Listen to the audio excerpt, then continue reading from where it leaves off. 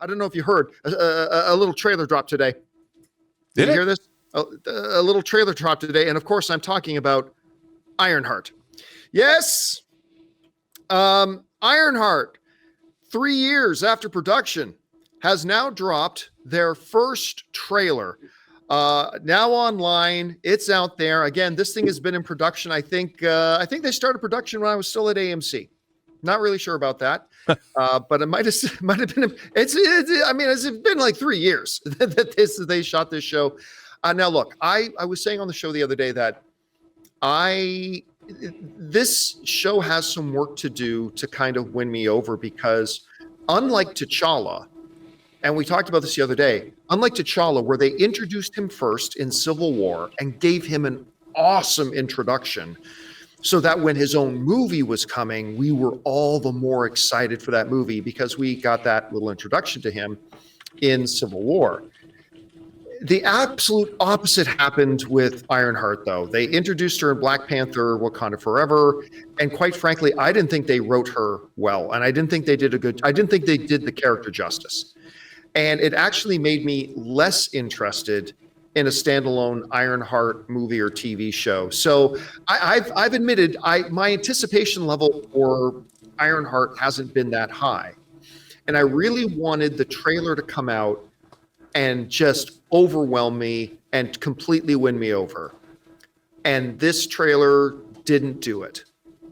Now, look, I don't think it was a terrible trailer. No. Like I see some people online, like I think it might have been, like Forbes wrote, their headline was Marvel Afterthought, Ironheart gets a disappointing first trailer.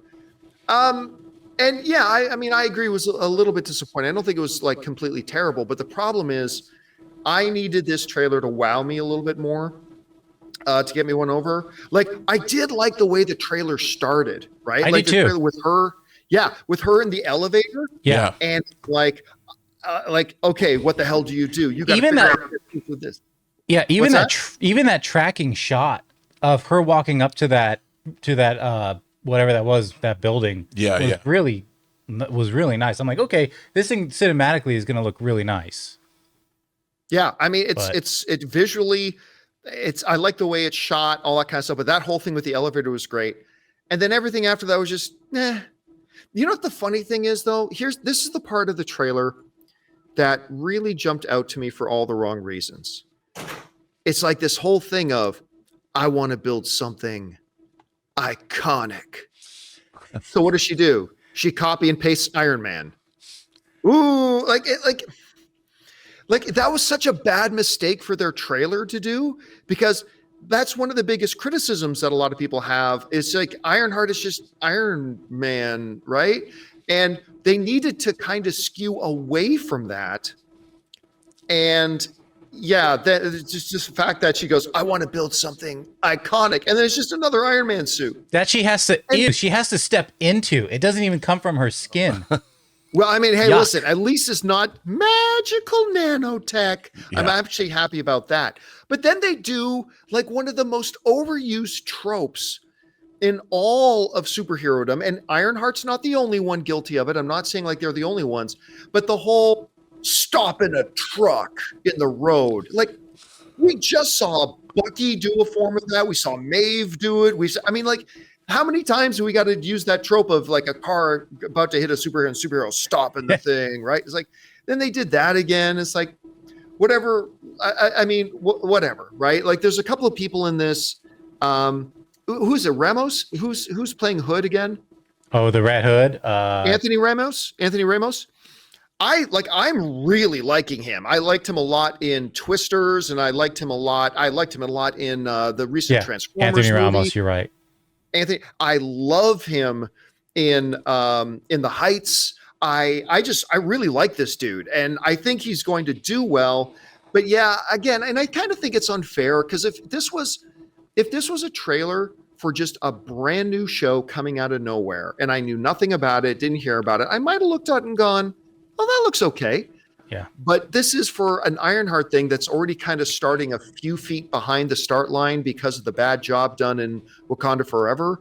So I'm left still, Rob, wanting a little bit. What did you think about the trailer? Guys, we want to take a second to thank the sponsor of today's video, PrizePicks. What a great time to be a sports fan. Basketball playoffs are on. Hockey playoffs are on. It is the perfect time to jump into the action with PrizePicks, the easiest and most fun way to turn your sports knowledge into real winnings. PrizePicks is daily fantasy made really simple. Just pick more or less on a few player projections, like points, assists, goals, and you can win up to 2,000 times your money. For example, this week, I've got Jalen Brunson for more than 24.5 points, or Jason Tatum for more than 6.5 rebounds. I love how fast and easy it is to lock in a lineup in just under a minute. Plus, they've got a couple of weekly features, like, for example, Flex Friday. If your lineup doesn't win, you get your net losses back in promo funds. And every Tuesday, check out Taco Tuesday for discounted player projections up to 25% off. So download the app today and use the code Campea to get $50 instantly after you play your first $5 lineup. That's code Campea to get $50 instantly after you play your first $5 lineup.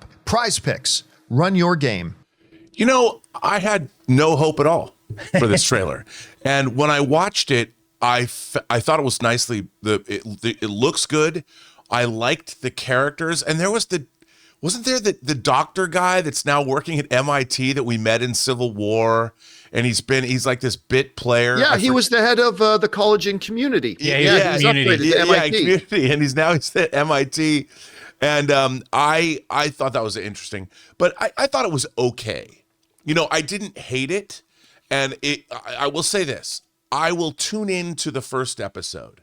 It got me intrigued enough that I'll tune into the first episode. So, in a way, I suppose that's a win. Well, they're releasing 3 at a time, so then you'll get that whole Andor vibe. Maybe I'll tune in. Well, wait a minute.